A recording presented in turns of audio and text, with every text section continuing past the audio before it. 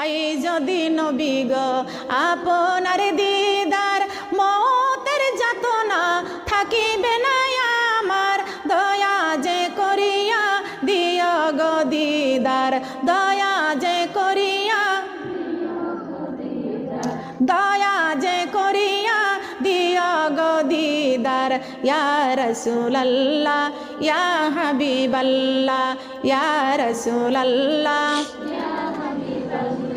গোসল করাইয়া কাফন পরাইয়া, গোসল করাইয়া কাফন পরাইয়া, রাখিবে যখন কবরে শুয়াইয়া, থাকিও নবী আমার পাশে বসিয়া, থাকিও নবী আমার পাশে বসিয়া।